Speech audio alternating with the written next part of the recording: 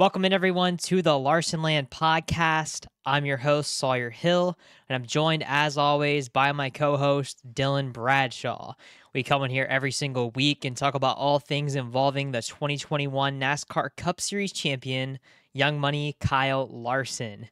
Dylan, good to have you back on the show. Missed you last week, but no lack of content and stuff to go over today on the show. It's been a very chaotic week for the HendrickCars.com number 5 team. Of course, last week at Texas, we saw that wheel come off early in the middle of the race. We saw a suspension for Calvin Teague, the rear tire changer, as well as Jackman Brandon Johnson for 2 races for that wheel coming off. And then also Brandon Harder, the fuel man on the 5 team, being suspended for an apron violation, kind of a safety thing there, and him being out for 1 race at Talladega. And it didn't stop after that. It got worse as the team arrived at Talladega. Yeah, I mean, before Dega, we saw he wasn't able to qualify. There was a roof rail unapproved adjustment there. So, all the reports were saying further penalties to be assessed. Thankfully, no further penalties. The car chief, Jesse Saunders, did sit out for that Talladega race, but we just it was just kind of pouring down on the 5 team this week with all the penalties. It sucks, and obviously didn't get the result we wanted at Talladega, but was able to pick up a little bit of stage points there in stage 2. But just looking forward to Dover, kind of move past Dega. Yeah. As Larson fans, we kind of expect the worst, and with all the penalties and stuff that came about, it just didn't really make the experience too much better. But happy that's kind of in the rear view now. And I guess looking at it from one side, Talladega is probably one of the races of the season where we see the least amount of pit stops. I think they only changed tires in that race 2 or 3 times. So not many pit stops, not many opportunities to kind of make those mistakes with some different guys on the pit crew. But definitely, you want to have the normal guys out there every single week. But like you said, didn't start off good at Dega. They had to serve that pass-through penalty, which put them a lap down early. They made that back up, and they were able to get back on the lead lap. But as we always expect as Larson fans at Dega, it's 499.9 miles. You're good, and then right as you're coming to the finish line, it's a brutal crash, and that's what it was again. And Tyler Reddick picked up the win there in the Cup Series race. Good for him, but really at the end of that race, McDowell, his move that he made, what were your thoughts on that? I mean, it seems like he's really good in these super speedway races, but he's unable to kind of make the moves to win. And if I was Keselowski there, I probably would have been a lot more frustrated. Yeah, I mean, it was pretty tame for the most part. We saw that one wreck in stage 3 with Bell, and he was involved in, and then we saw that bad one with Bubba and Jones, which Jones, that was really bad contact there. I think he was transported to the hospital after that. I'm not sure about any update, following that, but Yeah. And then obviously you always have the big one there, like you just said with McDowell. I mean, Keselowski had a huge run on McDowell. McDowell was obviously leading through that brutal block. I mean, he initially went on that outside when Keselowski tried going around, tried to block back the inside, didn't really pan out for him too well. And I mean, that Keselowski, I mean, he had to check up because he was coming to spin in front of him. And unfortunate for Keselowski, Reddick, he was able to get the run on the outside a little bit, sneak into the win, kind of back into that one a little bit. But yeah, just a brutal block attempt there by McDowell. I mean, kind of crazy there to throw that. But I mean, Keselowski, he was fast, and I guess he just felt like that was the only thing he could try to do. But I mean, he ended up like 31st or something, McDowell on the day. So Yeah. Definitely didn't end how he expected it to. Yeah, I mean, for Keselowski and that team, it's been a couple second place finishes this year for them. I mean, they're really close, knocking on the door of a win potentially. I mean, I think that honestly, I think that they get a win before the playoffs. That number 6 team, because they've been fairly good through so far this year, and definitely seems like an improvement from last year. It seems like the 6 has gone up a little bit. They've elevated their game, and the 17s fell off a little bit there at RFK, but. Still cool to see some different players up front there. My other notes I have from the race, it was for the most part a boring race at Talladega, but I think part of that product is because of the fuel save that takes place the entire time. We saw it take place at, I think it was at Daytona too, where you have guys that are Daytona and I think at Atlanta too. These super speedway style races where the guys are riding around saving so much fuel, running a lot slower than what they could possibly go. I mean, it can't be fun for the fans to watch the guys not giving it their all. I mean, you want to see the drivers give it their all the entire race. Again, if the race needs to be shortened to make it more exciting, I think we need to do that. I think NASCAR needs to look at those things because a 500-mile race is insane for what happened. I mean, you ride around for the entire race and then it's a crash at the end and it's over. It's all done. They could be 200 miles shorter. Yeah, I can't remember the exact mile per hour difference, but I did see some tweet about the average mile per hour was like, significantly slower than in past Talladega races. Yeah. I mean, that's obviously, attributed by the fuel saving, but yeah, I mean, everyone knows what's going to happen. It's just, ride around, keep it tame, nothing stupid, and then, the last 5 laps or so, we kind of see some guys make some, aggressive moves, and then, I mean, it's the big one.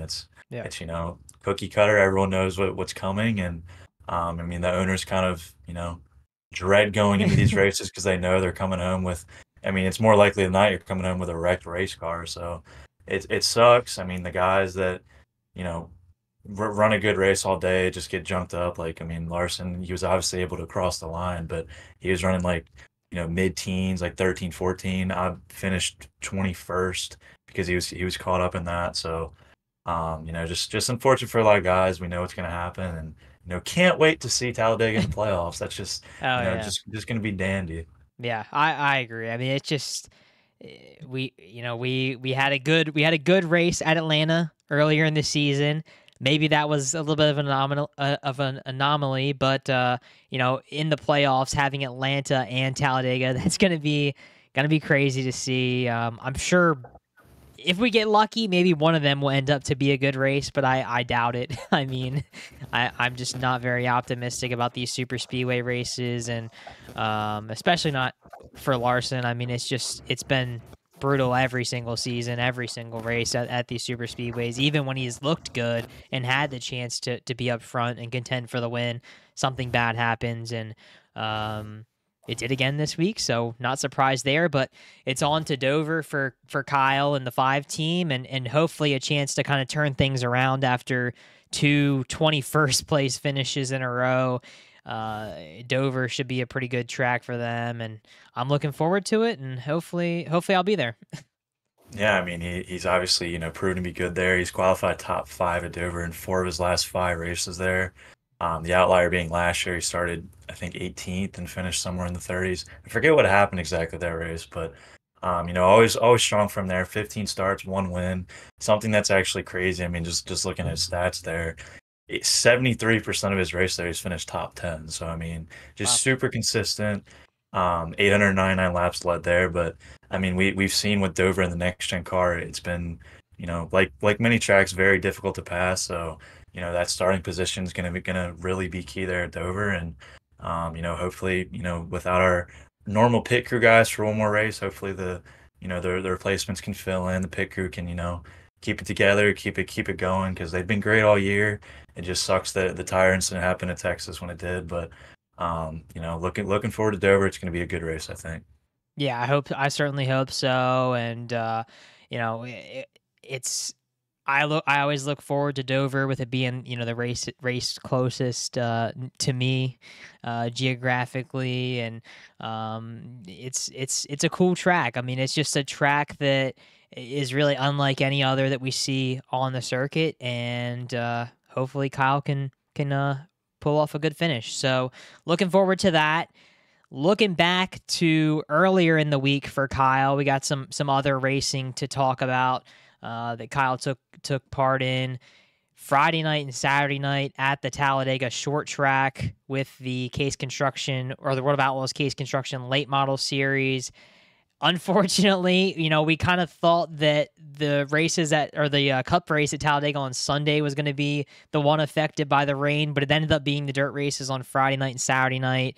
Kyle ended up finishing sixth on Friday in his feature after finished sixth after starting sixth, and he kind of dropped back a little bit early in that race and came back up to finish sixth, but the race was called 16 laps in to that 25 lap feature. And then of course on Saturday night, it was the same deal. Race got rained out right before the feature started.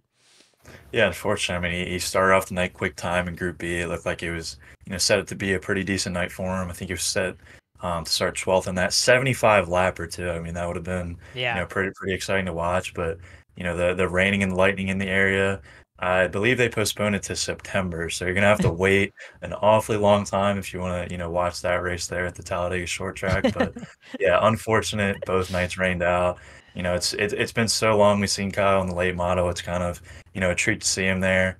And didn't get the full race night one, didn't get to see him at all night two. So, hopefully we'll see him, in the coming weeks or months here, approaching in the late model a little bit.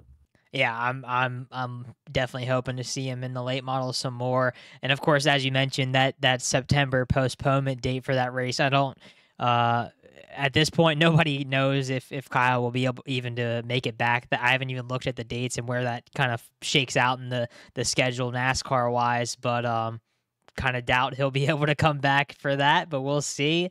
But other thing about that race, I mean, I love seeing those long distance late model races. I mean, 75, 100 lap late model races. I think those are probably some of the most exciting races that we get to see across anything. I mean, the battles that take place in lap traffic and stuff like that. I was looking forward to it, but we all were looking at the weather. We knew it was going to rain, and I just don't understand why they didn't move up the start times more. I mean, they saw the weather all day. It said like 10 o'clock rain, and like it was pretty spot on. The forecast ended up being, and they still didn't really move it up any. And unfortunately, right before the feature, that one got called. Also weird that race, I know a lot of people were pointing it out on Twitter. It's called the Alabama Gang 100, but it's only 75 laps. I don't know why it's only 75 laps and it's called the 100. I mean, we see that in NASCAR all the time where a race is called the something whatever 500 and it's only 300 miles. It just Right. I'll never understand that. We question that a lot because when we do the posts every week and we put all the logos on and all the info. I mean, it just sometimes the numbers just have nothing. It doesn't even relate to the laps, the miles, nothing. It's just some Right. like random generated number. So Yeah. yeah, if anyone has an answer to that, I'm curious because it really makes no sense. But yeah, unfortunate. Night one, night two rained out. Um, I like you said, I doubt. I mean, September is just so far out. I'm not really sure, if he'll be planning that. But other than that, we also had the Red Dirt Oh Raceway yeah. at high limit earlier in the week. So, I mean, that was pretty interesting. Third quick in Group A qualifying. He started on the pole heat one, so right out the gate, Larson, it was looking pretty good for him there. Started ninth in the feature, and it was pretty much a Courtney and Corey Day race. Finished 1-2 there. Courtney, he was leading halfway. Corey Day, though, I mean, he was just on a mission. That kid, he's unreal. Larson speaks highly of him all the time. He's saying like, I mean, the talent he has, he can just go so far, and he's just proving that every time you see him racing that sprint car.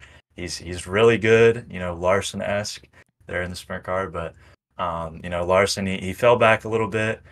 Day took the lead from Courtney there around the halfway point or so, but we saw the caution fly there. Larson was able to make his way back up a little bit. He came out of nowhere. I mean, Larson, I think he was running like ninth or something, around that yellow, and he just cruised right up to that like fifth place spot with Rico, battle with him. P6 finish for Larson there, so a decent finish, but it was a pretty cool battle there between Courtney and Day, and then we had some nice battles with Sweet Wise there jumbled up in the mid spot, but pretty good race, nice race at high limit. Another one here, coming tomorrow, so looking forward to that at Riverside. Yeah, I mean, I'm really looking forward to Riverside. Of course, that was supposed to be the first race for the Midweek Money Series. So this date tomorrow is the makeup from April 9th. But as you mentioned, Kyle and Rico kind of got into it a little bit there at Red Dirt. I mean, we haven't seen much to come of that. Nothing. I don't know if there was any conversation that was had after the race or anything, but those guys were racing hard. They were feeding each other into the wall a couple times, and it got aggressive. I mean, you don't really see that much with those two guys in terms of how much respect they have for each other as racers, kind of growing up racing against each other and stuff. So that was interesting to see, but.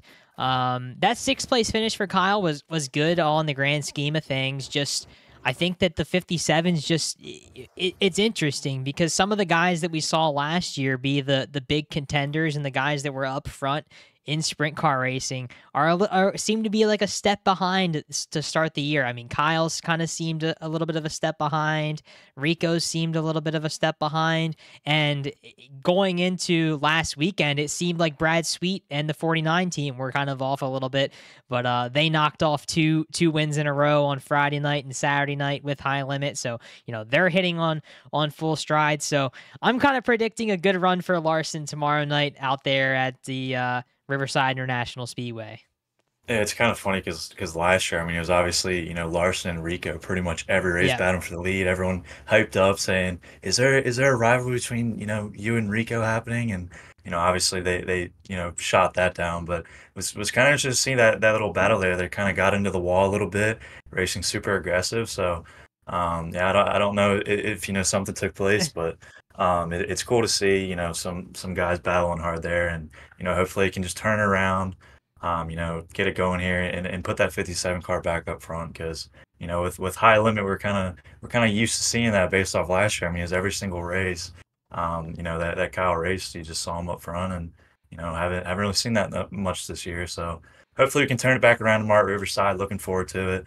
Going to be a cool track, cool race to watch. So, we'll obviously see tomorrow.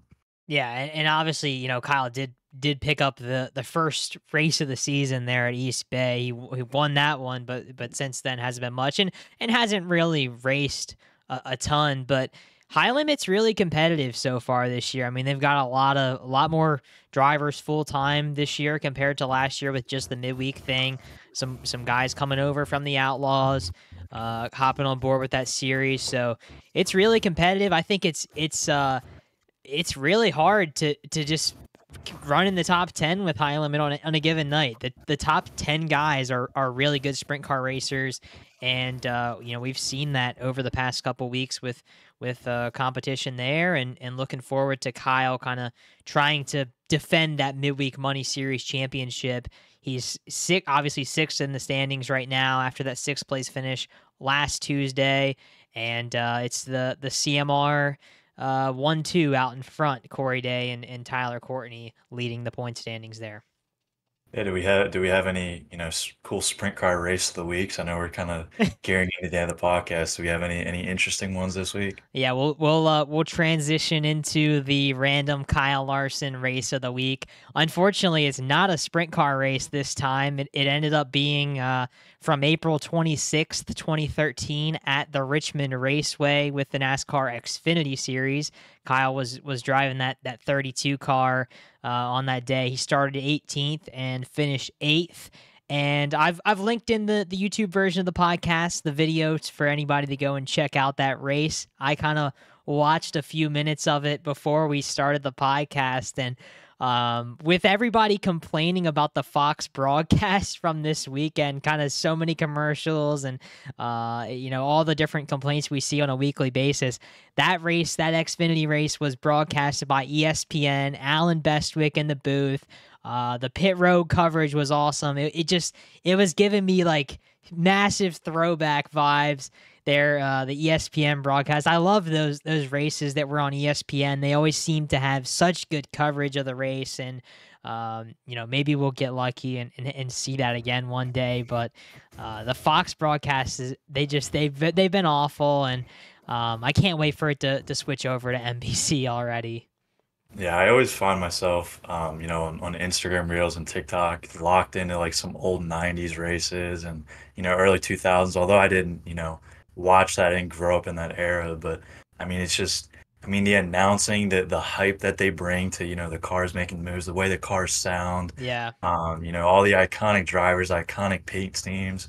I just find myself just locked in, sitting there. Like I could just sit there and watch a whole race and it just blow by. It's so exciting to watch. It keeps all the viewers so engaged. I just wish we had something like that now, but maybe we'll get lucky in the future. Maybe we'll get rid of this next gen car and bring back, some older cars that where we can actually, enjoy the racing. But yeah, I don't know. The coverage has been terrible. I mean, I think back to Daytona. I know a lot of people talked about that. There's like 20 laps left, and they brought out like some Wendy's commercial. I Yeah. mean, 20 laps left in the Daytona 500, and you bring out some, commercial. It's just ridiculous. I mean, they Yeah. they cut to commercials all the time. I mean, they'll cut to a commercial and a guy's like in a wall when they come back, and you just have no idea what happens. But um, you know, let me end my rant there on the terrible coverage. Yeah, I mean, maybe we'll just hope for the best on the coverage, but it has been an issue, and I think I don't know. I mean, I hope we see some improvements. Obviously some stuff changing in the TV deal over the next couple of years, so maybe we'll see some changes there. But I think unless you have anything else for today, Dylan, I think that should pretty much wrap up today's show. Kind of looking forward to Dover and maybe some other races for Kyle this coming weekend. Nothing officially announced, but hoping for some additional late model stuff. Yeah, just looking forward to Dover. Like I said, he's always strong there. I mean, he's finished top 10 there 73% of the races he's been in. So, just got to look for that good qualifying spot because, like I said, it's been very difficult there in Dover for drivers to pass, in the past. So, just need a good starting spot and pretty confident we'll get a good finish there. Yep, absolutely. So thanks everybody for tuning in and listening to today's show. We'll be back again next week to recap Dover, the high limit race tomorrow, and any other racing that Kyle may compete in. If you're watching this on YouTube, please don't forget to like this video and subscribe. And if you're listening on Apple Podcasts, please follow our podcast so you never miss a thing. Hope you guys have a great rest of the week, and we will see you in the next episode.